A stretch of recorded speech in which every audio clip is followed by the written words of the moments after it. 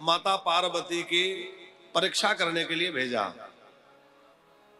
अच्छा किशनलाल जी, परीक्षा करने क्यों भेजा? जब राम जी कह के गए कि विवाह कर लो तो फिर परीक्षा कराने की क्या आवश्यकता है? जब राम जी ने आज्ञा दी है कि नहीं विवाह कर लो, फिर परीक्षा क्यों करवा रहे हैं? सप्तऋषियों को भेजा तो इसलिए परीक्षा करने भेजा। एक कारण तो ये है कि ये वही पार्वती हैं जिन्होंने बिना परीक्षा के मेरे राम जी को स्वीकार नहीं किया, तो मैं भी इनको बिना परीक्षा के स्वीकार नहीं करूंगा। और दूसरा कारण ये है कि भोले बाबा जानते हैं कि राम जी को सब कुछ आता है और राम जी को एक काम नहीं आता है। राम जी सर्वज्ञ हैं, सहज सर्वज्ञ है, पर एक काम नहीं आता है। क्या? बोले उनको अपने भक्तों में दोष देखना नहीं आता है। यदि कोई दोष होगा भी तो इन्हें देखना ही नहीं आता। कुछ लोग होते हैं आचार्य जी जिनको दोष ही देखने आता है, पर भगवान श्री राम ऐसे हैं कि कभी उनको दोष देखना आता ही नहीं है। तो शिव जी को लगा कि इनको दोष देखना आता नहीं, कोई दोष होगा भी तो इनको नजर ना आया होगा, इसलिए सप्तऋषियों को भेजा। सप्तऋषियों ने पार्वती के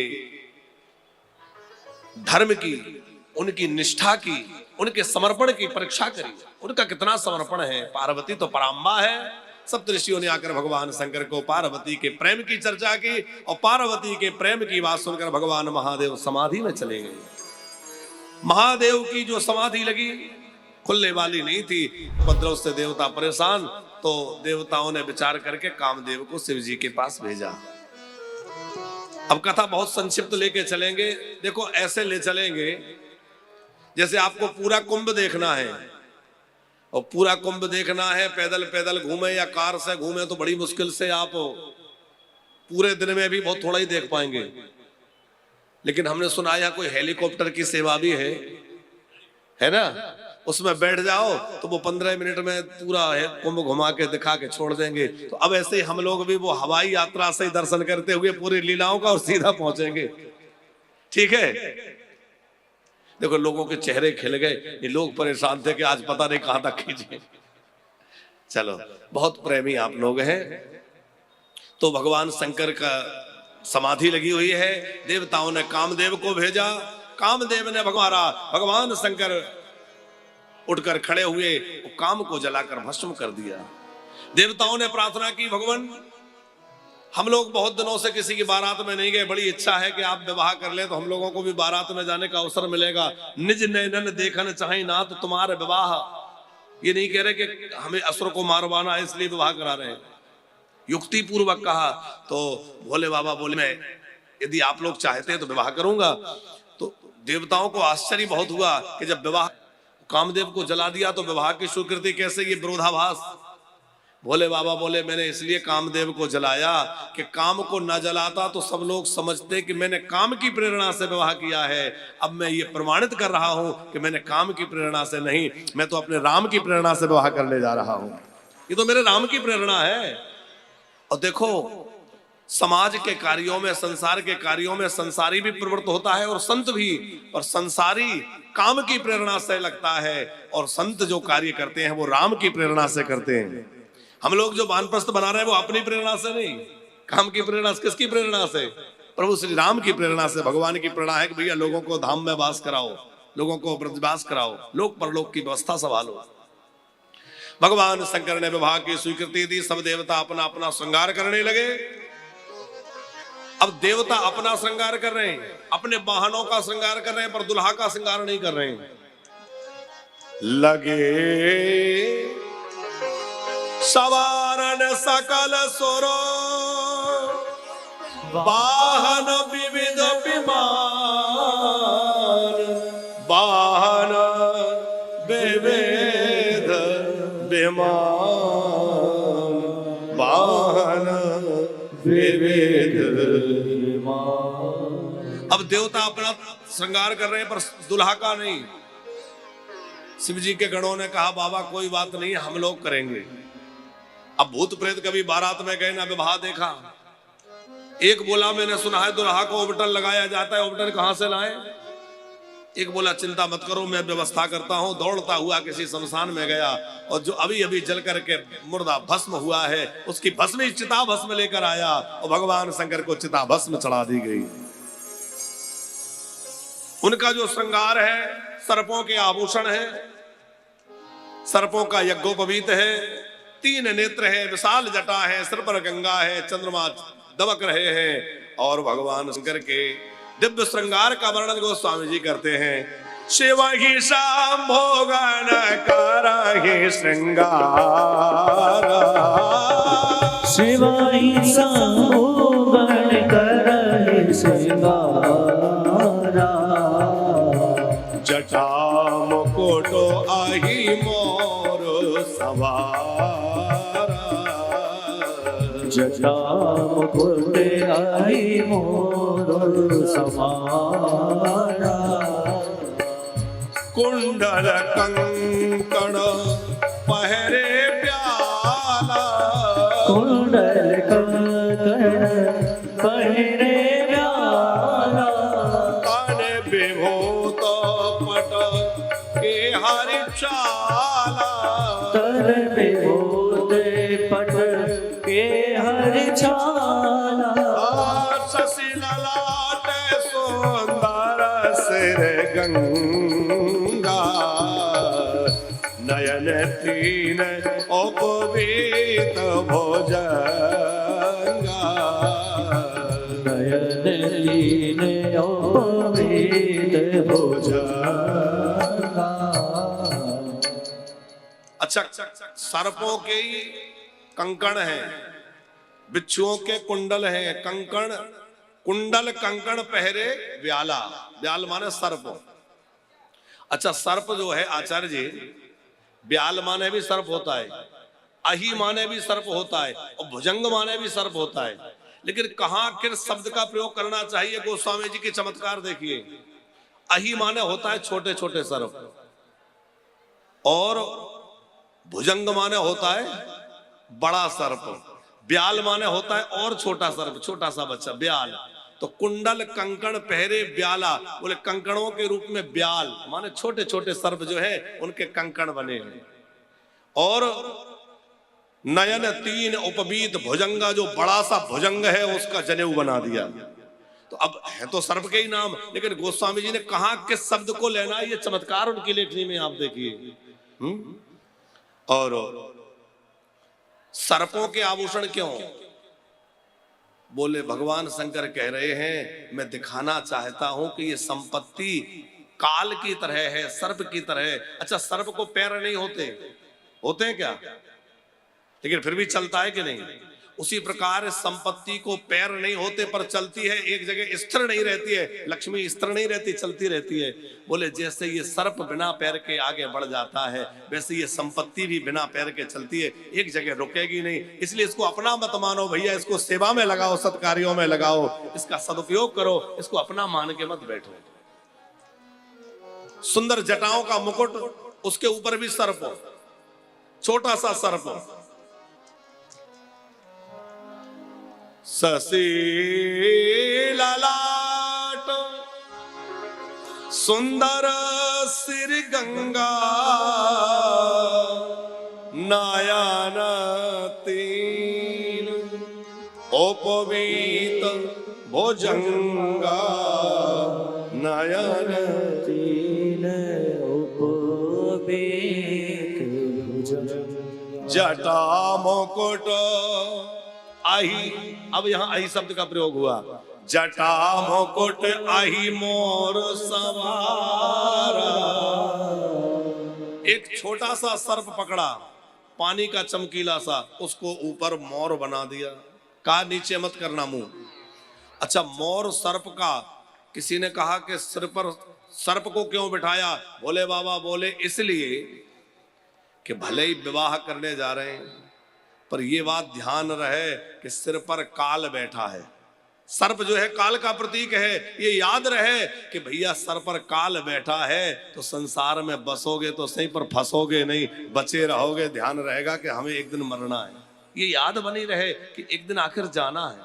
हाथ में त्रिशूल है, काम क्रोध लोभ सबको अपने बस में रखते हैं, त्रिगुणों को अपने हाथ में बस में रखते हैं भगवान शंकर, और नंदी पर विराजमान हुए। अच्छा, यहाँ एक बात बड़ी अच्छी लिखी है कि भोले बाबा ने जो वस्त्र पहना वो कौन सा पहना? बाघांबर, बाघ का चर्म। तन विभूत पट की हरि छाला, की हरि माने होता है बाघ, सिंह। तो सिंह का चर्म लपेटा यहां लिखा है। और आचार्य जी वहां जब सुनैना जी अब मैना महारानी आरती करने आई, तो मैना महारानी आरती करने आई तो वहां लिखा है भगवान शंकर एकदम नग्न थे। तो जब यहां से ये चर्म लपेट के गए तो नग्न कैसे हो गए? रास्ते में चर्म कहां चला गया? तो पहले हंसने की बात कहें क्योंकि सिद्ध वहा है, फिर मूल बात कहें सुपुराण की। हंसने की बात तो ये है कि अब बांधे किससे चर्म को? तो चर्म से कुछ बांधने के लिए चाहिए, तो एक सर्प को पकड़ा, पतला सा लंबा सा सर्प, उसको चर्म से बांध कर रगड़ के उसी के एक अंटा दे दिया और कहा कि यहीं रहना, खसक मत जाना, हट मत जाना, नहीं गड़बड़ हो जाएगी। बोले ठीक है। अब रास्ते में जब बारात चलती है तो नागिन डांस होता है, और रास्ते में ऐसा मौज हुआ, सर्प नाचने लगे। तो इसने सोचा थोड़ा मैं भी उतर के नाच लूं। ये सर्प उतर के नाचने गया, और सर्प उतर के नाचने गया तो बाघांबर गोविंदाय नमो नमः। ये तो हो गई हंसने की बात। और मूल बात ये है कि भगवान शंकर तो बड़े सुंदर सजे हुए थे। शिव महापुराण में वर्णन है कि भगवान शंकर ने मैना महारानी की परीक्षा लेने, उनको डराने के लिए जानबूझ करके ऐसा भेष प्रकट किया था। बाद में भगवान शंकर ने बड़ा सौम्य और सुंदर स्वरूप धारण कर लिया था। तो भोले बाबा ने जानबूझ करके वो भेष बना लिया था। बड़ा सुंदर सज धज के भगवान शंकर चले, और देवताओं ने बारात को देखा तो भैया बोले गजब हो गया, दुल्हे के अनुसार बारात नहीं है। अच्छा, कहना तो चाहते कि बारात के अनुसार दुल्हा नहीं है, क्योंकि बारात में बड़े बड़े देवता हैं और ये तो भूतनाथ। लेकिन ये कह दें तो दुल्हा कहीं नाराज हो जाए तो फिर विवाह किसका करेंगे? इसलिए कह रहे हैं कि दुल्हे के अनुसार बारात नहीं है। भगवान शंकर जान गए श्री हरि क्या कहना चाहते हैं, इनके व्यंग वचन ऐसे ही नहीं है। तो उन्होंने कहा ठीक है, हम अपने अनुसार बारात बुलाते हैं। तो श्रृंग्रही पेरी सकल गण टेरे, श्रृंग्रही प्रेरी सकल गण। सब गणों को, सब गण कौन से? बोले दुनिया भर के जितने भी शमशान हैं, उनमें जितने भी भूत प्रेत रहते हैं, सबको आमंत्रित कर दिया। और महात्मा लोग हंसी में चुटकी लेते हुए कहते हैं भैया केवल भारत के भूत थोड़े, इंग्लैंड जापान अमेरिका सबके आए होंगे। तो कोई काला, कोई गोरा, कोई लंबा, कोई पतला, कैसे कैसे भूत आए होंगे। और जब वो हर हर महादेव करते आए तो भगवान शंकर ने कहा अब हमारी बारात तैयार हो गई है? कैसे भूत प्रेत हैं?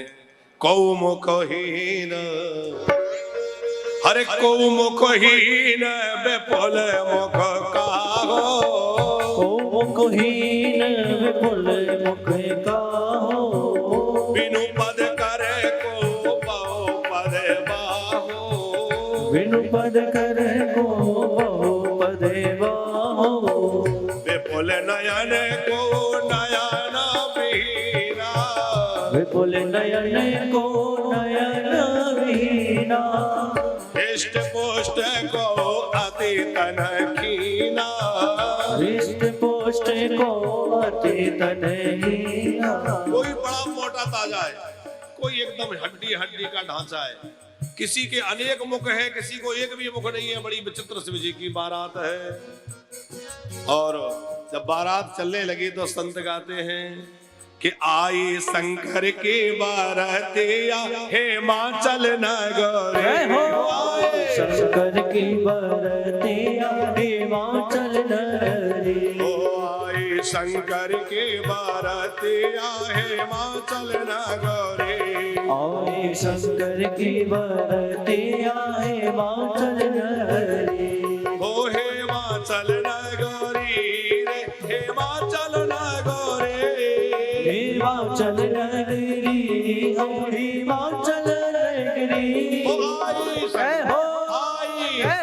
आई शंकर की बारातिया हिमाचल नगरी, आई शंकर की बारातिया हिमाचल नगरी।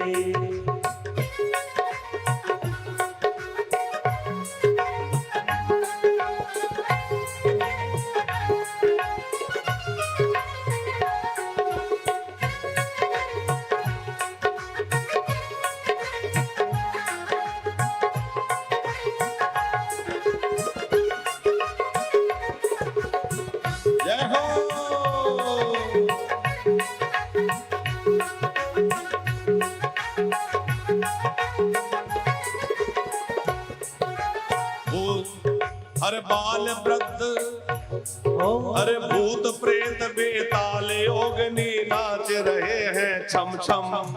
भूत प्रेत बेताल योगिनी नाच रहे छम छम। हो भूत प्रेत बेताल योगिनी नाच रहे हैं छम छम। भूत प्रेत बेताल योगिनी नाच रहे छम छम। और देव विमानों पर बैठे हैं, हो देव विमानों पर बैठे हैं, बोल रहे हैं बम बम। देव विमानों पर बैठे बोल रहे बम बम। कैसी नीची है डगरिया है माचल नगरी। आए शंकर की बरतिया हिमाचल नगरी। ओ हे माचल नगरी रे हिमाचल नगरी। हिमाचल नगरी हिमाचल नगरी। आई शंकर की बरतिया है माचल नगरी। आए शंकर की बरतिया हिमाचल नगरी। जय हो।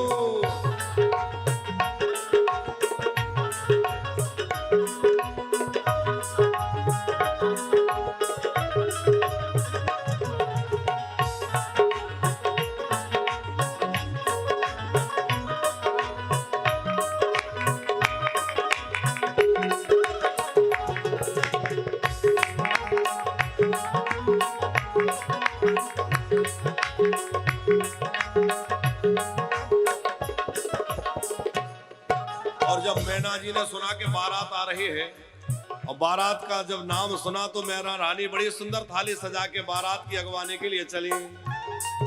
अरे मैना रानी सजा आरती दर्शन करने आई। ओ मैना रानी सजा आरती दर्शन करने आई। अरे मैना रानी सजा आरती दर्शन करने आई। मैना रानी सजा आरती दर्शन करने आई। और शिव भोले का रूप देख कर मन की मन घबराई। शिव भोले का रूप देख कर मन ही मन घबराई। कैसे बीतेगी ओ मरिया है माचल नगरी। आई शंकर की बरतिया हिमाचल नगरी। हो हे माचल नगरी रे हिमाचल नगरी। हिमाचल नगरी हिमाचल नगरी। आई शंकर की बरतिया है माचल नगरी। ओ आई शंकर की बरतिया हिमाचल नगरी। देखो ये शंकर जी का ब्याह है, नहीं नाचोगे ना तो शंकर जी एक आध गण भेज देंगे, इसलिए जरा झूमते हुए।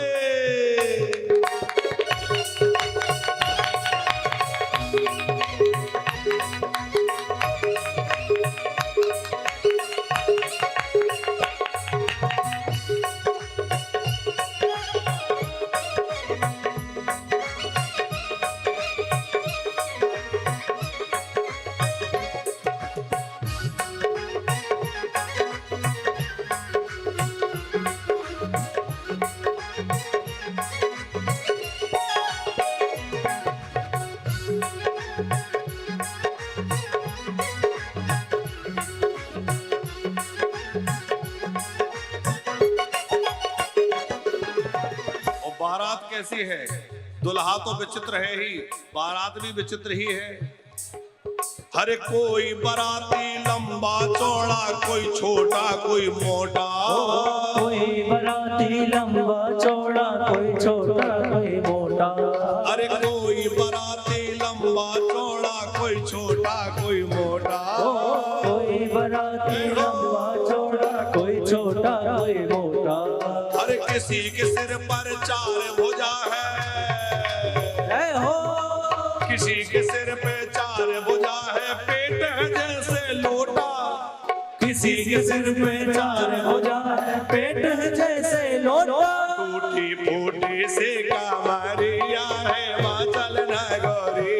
आई शंकर की बरतिया हिमाचल नगरी। आई शंकर की बरतिया हिमाचल नगरी। आई शंकर की बरते आए हिमाचल नगरी।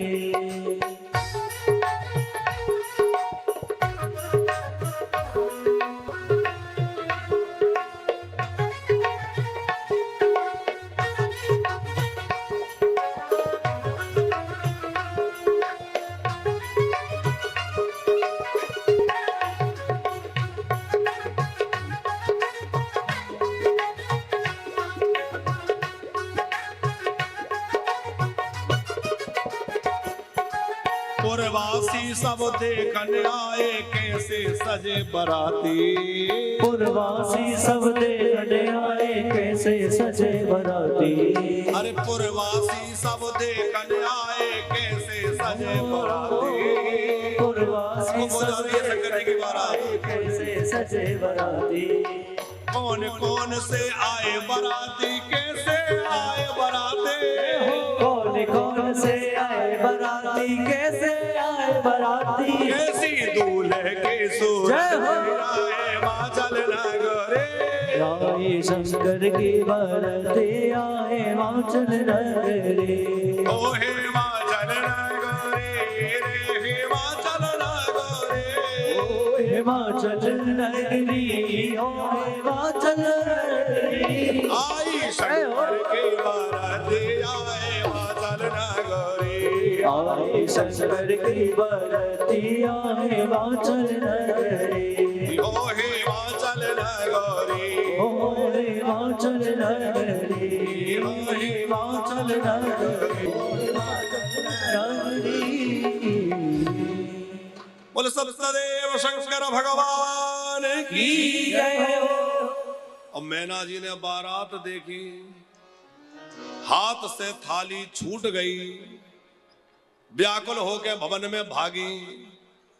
सब लोग बोले भोले बाबा बड़ा भारी अपमान हो गया। क्या अपमान हो गया? भोले बाबा ने कहा हमें तो पता नहीं क्या अपमान हुआ। अरे बोले सासू सामने थाली फेंक के भाग गई, दीपक बुझ गया, गंगा वो लोटा जल का था वो फेंक दिया। भोले बाबा बोले मुझे तो लगता है मेरी सासू बहुत पढ़ी लिखी हैं। क्यों? बोले उन्होंने सोचा होगा जिसके सिर पर चंद्रमा दमक रहा है उसको एक दीपक क्या दिखाऊं, जिसके मस्तक पे गंगा जी बह रही है उसको एक लोटा जल क्या दिखाऊं। इसलिए या फिर ये भी हो सकता है कि अलग अलग देशों की अलग अलग रीति होती हैं। विवाह में 3 रीतियां चलती हैं, कुल रीति, वेद रीति और लोक रीति। तो कुल रीति किसी किसी के यहाँ कुछ होती है, किसी के यहाँ क्षेत्र की अलग अलग रीति होती है, लोक रीति अलग होती है। वेद रीति तो सब जगह एक सी होती है, लेकिन कुल रीति और लोक रीति में भेद होता है। तो भोले बाबा ने कहा ऐसी इनके यहाँ कुल रीति होगी कि जब दरवाजे पर दूल्हा आ तो थाली फेंक के अंदर भाग जाओ। तो इसमें हर्ज क्या है? वो उनका काम उनका कर रहे हैं। अरे बाबा तुम तो बड़े भोले हो, तुम कुछ नहीं समझते, ये तुम्हारा अपमान है। बोले बाबा बोले कोई बात नहीं। अच्छा ये बताओ कहाँ ठहरना है? बोले हमारी कोई व्यवस्था ही नहीं है। बोले बाबा बोले हमारी व्यवस्था हर नगर में रहती है, हमारा स्थान सब जगह रहता है। चलो। कहाँ चले गए?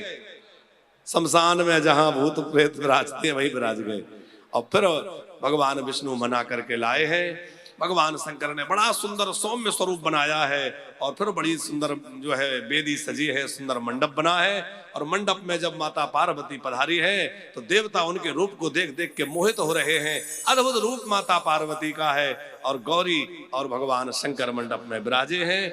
और मुनियों के अनुशासन से प्रथम गणपति का पूजन भगवान भवानी शंकर ने किया। मुनि अनुशासन गणपति पूजे शंभु भवानी। अब कोई कहेगा वो तो बेटा है, उनका विवाह में पूजन कैसे? बोले को जन संशय करे मन, सुर अनादि जी जान। सुर तो अनादि है, गणेश जी अनादि है, ब्रह्म है, उनका पूजन हुआ, विधिवत देवताओं का पूजन हुआ और विधिवत पाणी ग्रहण संस्कार हुआ। भगवान शंकर का दिव्य विवाह माता पार्वती जी के साथ संपन्न हुआ। फिर लौट करके कैलाश पधारे। कैलाश पर भगवान शंकर के साथ माता पार्वती का दिव्य संवाद है। अब विवाह करेंगे तो 2 तो बज ही जाएंगे, अब वो जन्म करेंगे। इसलिए कल हमने वैसे कहा था कि कल जन्म करा देंगे, लेकिन एक बात उससे पहले एक और कह चुके कि सब कुछ हमारे हाथ में नहीं है। अच्छा ये बताओ, ये बात भी कही थी कि नहीं?